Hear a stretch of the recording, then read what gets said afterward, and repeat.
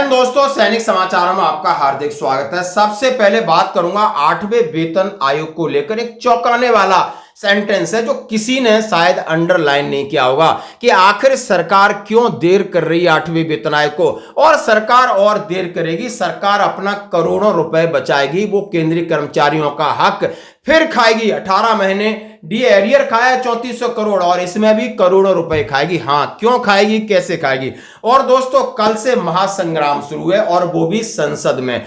आखिर संसद में बहुत सारे मामले उठेंगे और ऑपरेशन सिंदूर पे तो तलवारें खिंचेंगी। और जैसे ही कि कल कांग्रेस ने अपनी मीटिंग की है, भारतीय जनता पार्टी अपनी मीटिंग कर रही, एक दूसरे होड़ लगी है कि किसको कितना नीचा दिखाया जाए। और इसी तहत मैं आपके सामने कुछ खबरें भी रखूंगा। आखिर ट्रंप ने बीच में आकर के गदर मचा दिया है और सब लोग हैं परेशान।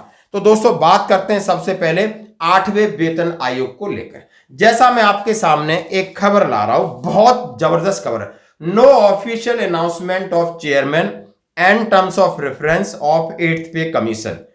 If formation is delay further, implementation may not be happen on time. Employees may face loss of HRA TA hike during delay period, as no arrear paid on above said allowances as per previous pay commission record. Only 5 months left until the 8th pay commission. Further delay may mean loss of HRA. अब ये जो पर्चा जबरदस्त है भाई, ये पुष्टि है। सरकार जितना डिले करेगी उतना सरकार को फायदा है। सरकार एरियर नहीं देगी। किसका एरियर नहीं देगी? वो आपकी पेंशन बढ़ोतरी देगी, पेंशन बढ़ोतरी का एरियर देगी। और जो अलाउंसेस है वो उसी दिन से लागू करेगी जिस दिन घोषणा हुई है। ऐसा कौन से अलाउंसेस हैं? आपके एचआरए हैं, आपके टीए हैं, आपके ट्रांसपोर्ट अलाउंसेस हैं। बहुत सारे अलाउंसेस हैं जो सैनिकों को मिलते हैं, सिविलियंस को मिलते हैं। सैनिकों को तो बहुत ज्यादा अलाउंसेस मिलते हैं और वो अलाउंसेस आपको एमएसपी को छोड़ करके, एमएसपी क्योंकि वो पे है, उसको 1 जनवरी 2026 से मिलेगा। अदरवाइज आपको बाकी के अलाउंसेस हैं, सरकार जिस दिन घोषणा करेगी उस दिन होगा।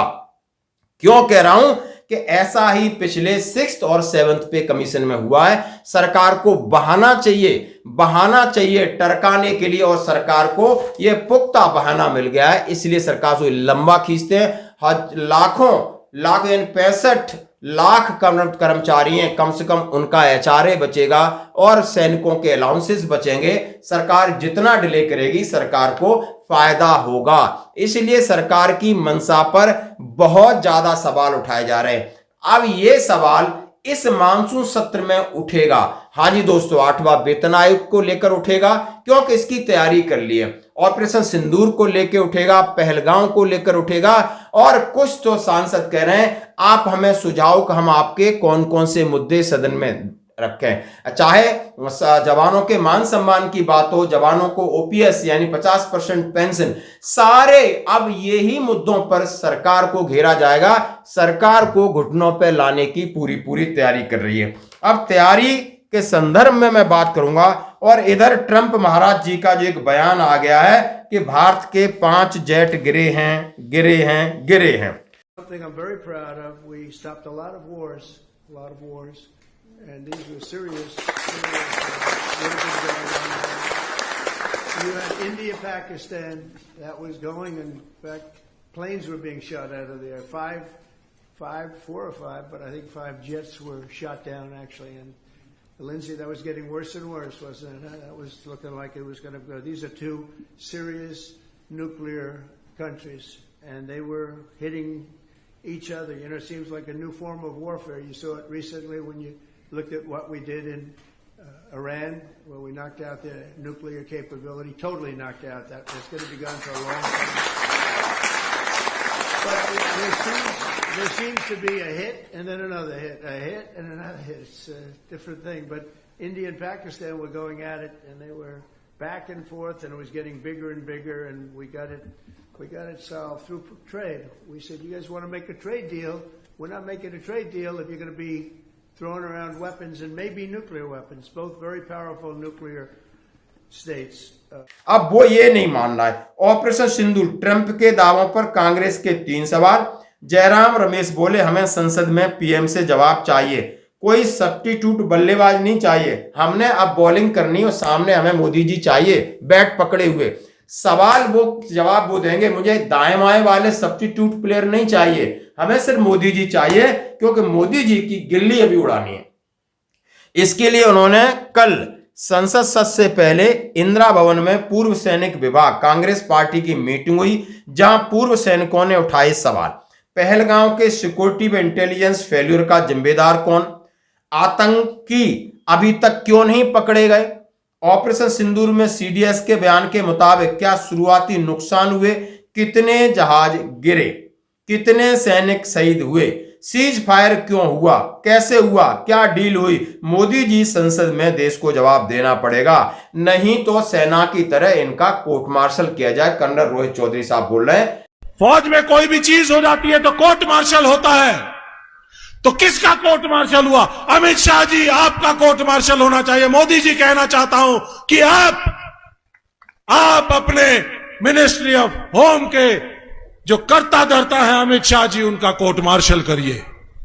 56 इंच का सीना है तो कोर्ट मार्शल करिए। 6, 7, 8 अप्रैल को अमित शाह जी ने कश्मीर की सिक्योरिटी का जायजा लिया था और कहा था पूरे देश को सब कुछ ठीक ठाक है।